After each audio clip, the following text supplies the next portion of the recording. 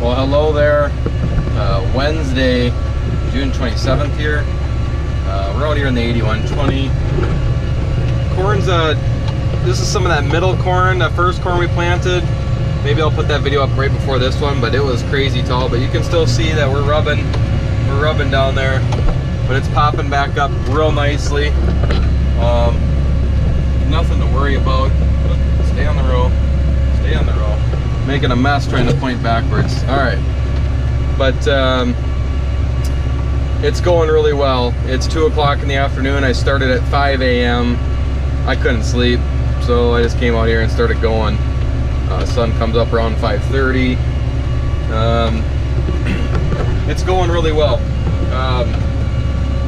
This tractor is the cat's meow when it comes to running the sprayer or side dress rig. The front wheel assist, never ran sprayer with front wheel assist before.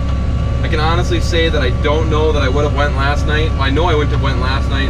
I honestly don't know if I would have been able to side dress today with the 4630, but the front wheel assist on this thing is spectacular. It pulls you right through those wet holes, maintains your rows on side hills better, and it's just all around, I mean, it's comparing apples to oranges, but it's pretty darn good, So once I make my turnaround here, we're doing 17 rows at a time. You can see that the corn gets a little more, yeah, it's a little yellowish tint to it.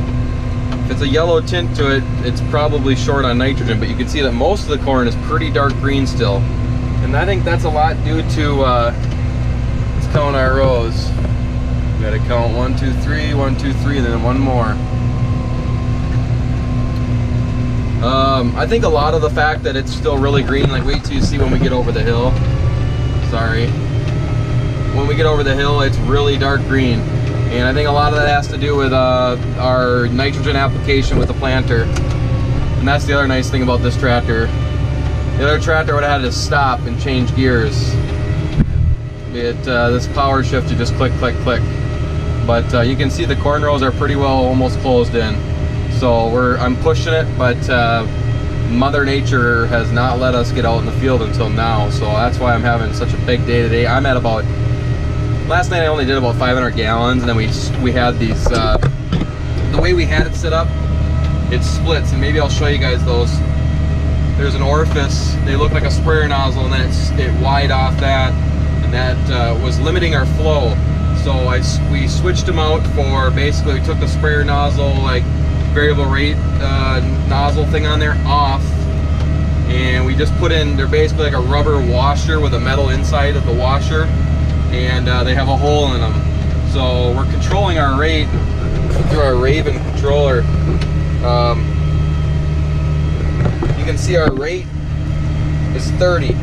That is 30 gallons of product an acre.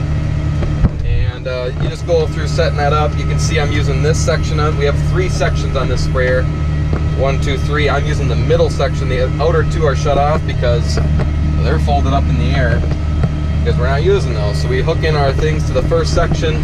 You put your width of how wide you are in inches. You have to have a speed. So we have a speed Garmin puck hooked into this onto the roof of this tractor. I'm sure the John Deere Greenstar Globe could have worked for this too, but we're used to the Garmin, so we hooked just through that up there, so it knows your speed. And you have to enter in a couple settings about speed calibrations and the valve type and valve. There's a number on your valves on the sprayer. You can enter those in as well. And what else do you have to do to this joker to get it going? I think that's about it. And you set your rate you want. You can set rate 1, rate 2. I just set rate 1 and just go for it. But in the past we've set like, okay, I'm gonna drive 5 miles an hour all the time, and I'm gonna keep my pressure the same, and that's the only if I drive 5 miles an hour, then I'm gonna put on 20 gallons an acre is what we did in the past. Well, now with the variable rate controller, 1, 2, 3,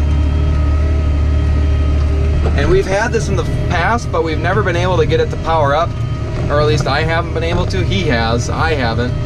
But we took the time to set it up so I could change my speed with this power shift. It's a lot more handy. I like my mess of wet wipes, wiping my hands off in a pop can.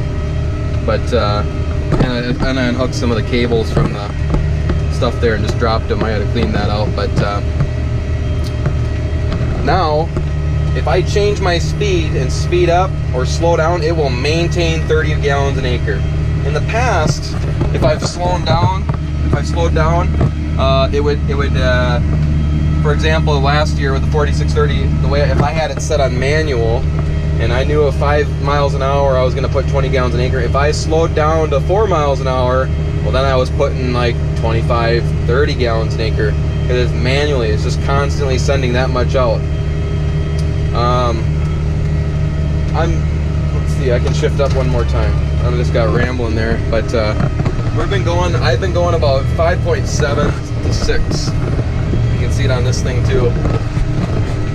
That thing's flashing funny numbers sometimes, but it's fine. But I have my pressure, which is right on the front of the sprayer. Right on the front, there's a little circle there. I set my pressure around 30, and that's what I need. I didn't want to put it any more than what I needed. So if I go faster than 5.8, 5.9, my rate drops. You can see I'm sped up a little bit right now. I'm going 5.9, but if I just drop back ever so slightly, back down to what I have it set up at, to 5.8, you're gonna see that bounce back. Should. So now I'm just a touch more, climbing slowly. There, you see it bounce back to 30. It tries its hardest to maintain 30. And if I'm putting 27, 28 on, that's pretty darn good too. This thing's mad at me because we unhooked the steering. But anyway, it's spectacular. I could up my pressure just a touch more so that when I go, if I'm, as I get going 6 miles an hour in some of these bigger fields, that it doesn't do that. It'll always maintain 30. But that's just the way I set it up this morning, and it's going all right. But you can see down here, we get water sitting from a creek, and a lot of water runs through here. Well, the water will rob your nitrogen, and 1, 2, 3, 1, 2, and then just in general, it'll drown out your corn. When your corn gets drowned out, it just stays short and a little thing. But I'm hoping with a little boost of nitrogen here, we should be in good shape. We should be able to push that along a little bit, just give it that jump start that it needs to get off. It's just kind of stalled out right now. We had just a lot of rain, not a lot of sunshine. We're expecting 90s and 100s towards these tomorrow and Friday. I'm really expecting this corn to take off, especially the stuff that I've already wide dropped. This stuff is gonna skyrocket with all the rain we've got, and now we're gonna get some heat and we've got wind. We're gonna get some growing corn here real quick. So that's why we can't wait for these days to have the fields completely dry. I abandoned one field, I'll have to come back, but for today I'm just going. Any field I can find that's dry, I'm going. And he called the tender truck this morning. They bring about 4,800 gallons, I think, at a time. And I'm hoping they're gonna be there, because when I empty out this, I'm out. And we're down at, where are we at? 700 gallons right now. I just started in where that tree is over there, and I've just got to make it to those trees over there. It's a 30-acre field, 30 times 30, 900. So I put in about 1,000 on the front, but the sprayer does lean a little forward. So I'm thinking there's more like 950 in there. So I should have the perfect amount. It is sometimes wet right through here, but I got the front wheel assist, and if I have to, I'll just leave a few passes or go around it. The benefits, it's spectacular with the wide drop. So maybe I'll mention that in another one. I'm already pushing 10 minutes. So yeah, for that one, or for now, for this one at least, I should say, I'm just gonna end it. So be safe, and we'll check you guys later, all right?